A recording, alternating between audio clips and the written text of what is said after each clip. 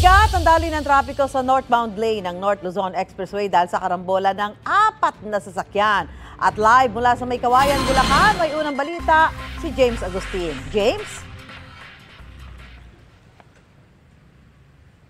Susan, 5 sugatan kabilang ng isang buntis sa karambola ng 4 na sasakyan dito sa northbound lane ng North Luzon Expressway sa bahagi ng May Kawayan City sa Bulacan.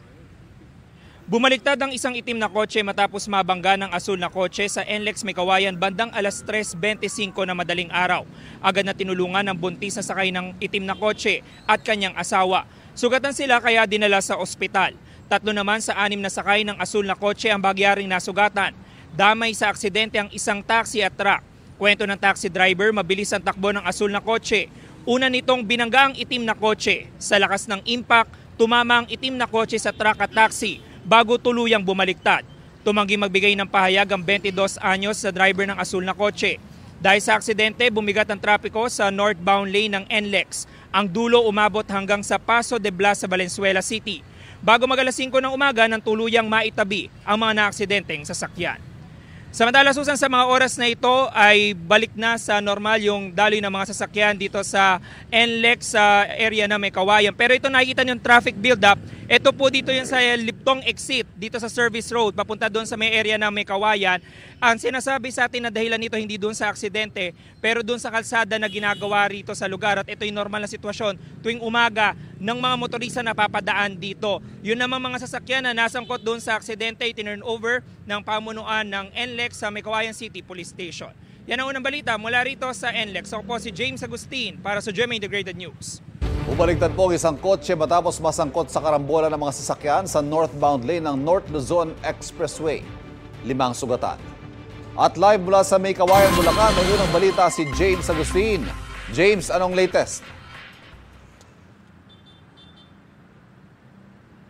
Ivan, kabilang ang isang buntis sa 5 nasugatan sa karambola ng 4 na sasakyan dito sa NLEX kaninang madaling araw. Dahil dun sa nangyaring aksidente, maagang tumukod ang traffic sa northbound lane nitong expressway. Bumaliktad ang isang itim na kotse matapos masangkot sa karambola sa bahaging ito ng North Luzon Expressway sa May Kawayan City, Bulacan bandang alas 3:25 na madaling araw. Nailigtas ang 2 sakay nito, isang buntis at kanyang asawa. Daan-daan lang may nata, umununo yung lalaki. Tapos babae na sunod. Kamusta ang sitwasyon nila? Hindi ko alam kasi nasa ambulansya, buntis yung babae. Base sa imbestigasyon ng itim na kotse, binangga ng asul na kotse. 3 sa 6 na sakay ng asul na kotse ang bahagyang nasugatan. Damay rin sa aksidente ang isang taxi at truck. Bigla sumibat tong blue, tinamaan niya yung nasa unahan na kotse, mabagal na rin. Mabilis siya eh. Tumama ngayon doon sa truck. Sabay tumama sa akin. Tumaob na. Tapos siya kumaliwa ng konti, may exit pa ganun. Traffic kasi May Kawayan eh. Ngayon nakahinto na ako. Nagulat ako, may kumalabog sa gilid ko. Tapos nung pagtingin ko sa harapan, nakatihaya na yung kotse. Tumangging magbigay ng pahayag ang 22 anyos sa driver ng asul na kotse. Dahil sa aksidente, bumigat ang traffic sa northbound lane ng NLEX. Ang dulo umabot hanggang sa Paso de Blas sa Valenzuela City. Bago mag-alas 5 ng umaga nang tuluyang maitabi ang mga naaksidenteng sasakyan.